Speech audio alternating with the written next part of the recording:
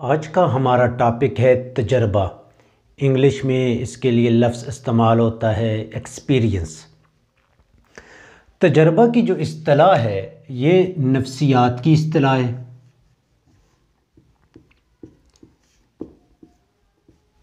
अदब में ये इस्तेमाल हुई किस मकसद के लिए होती है, यह तजर्बा से यह तजर्बा की डेफिनेशन क्या है, ये किस तरह अमल पैरा होती है, इसके मदारिज कौन से हैं।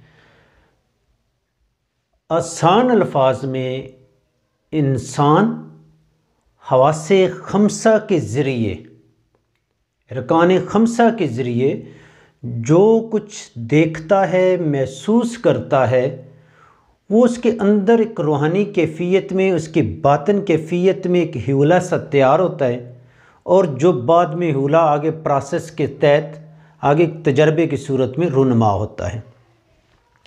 अरकान खमसा सबसे पहले हम जानते हैं कि 5 सेंसेस होती हैं। नंबर 1 है छूना है भाई,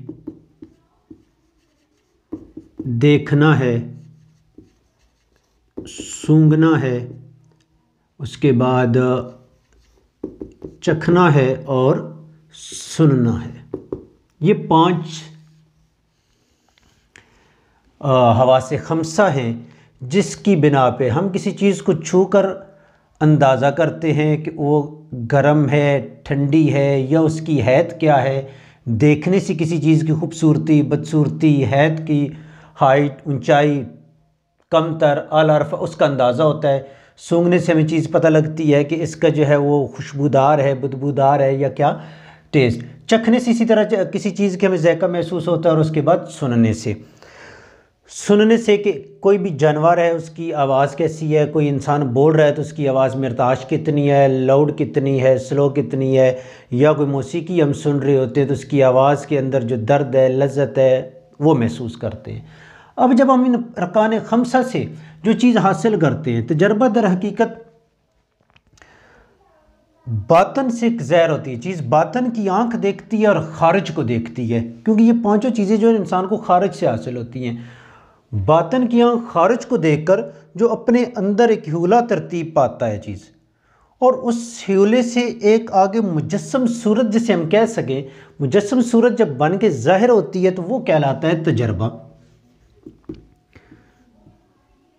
मसलन एक इंसान, एक शायर, एक अदीब के सामने जब माशरती नाकदरी, माशरती नाहमवारियों का, माशी नाहमवारियों का वो एक देखता है, उसे महसूस करता है, माशी नाहमवारियों के बारे में सुनता है, तो उस अदीब या शायर पे जो गुज़रती है, वो उस वाक़े को जिस तनाज़र में, जिस नुक्ता नज़र से देखता है, वो उसके अंदर एक हुला, उस तजर्बे की राह हमवार हो रही है और उस चीज़ को वो तजर्बे की बिना पे आगे शेर की सूरत में बयान करता है। मसलन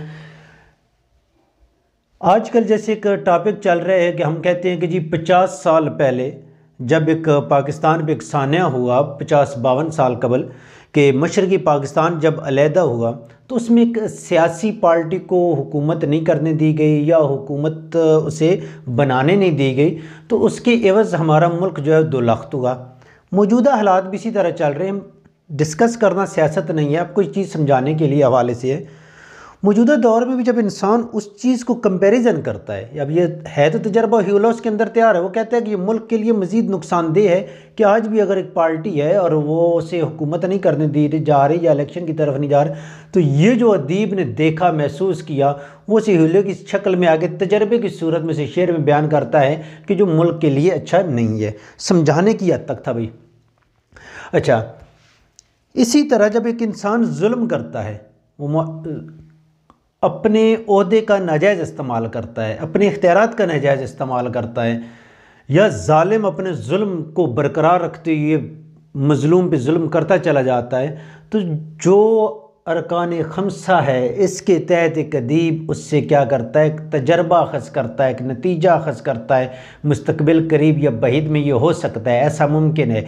ये जो कुछ हो रहा है माजी में किन कामों के किन हवालों से ये चीज़ होती हुई मौजूदा दौर में पहुंची है, या जो इसके इम्पैक्ट हैं वो ये हैं। मसलन मुल्क के हवाले से बात करते हैं, आप सारी कहते हैं कि मुल्क जो है वो ज़वाल पजीर है। क्यों ज़वाल पजीर है? कोई कह रहा होता है कि हर इदारा जो है इसमें मुलव्वस था, हर पूरी कौम इसमें मुलव्वस है, सिर्फ पॉलिटिशियन नहीं है। तो हर एक बंदे का जो उसकी ऑब्जर्वेशन है वो अरकान खमसा के ज़रिए जो कुछ उसने हासिल किया, मुशाहिदा किया, देखा, सुना, उस चीज़ को वो अपने तजर्बे की बिना पे बयान करता है।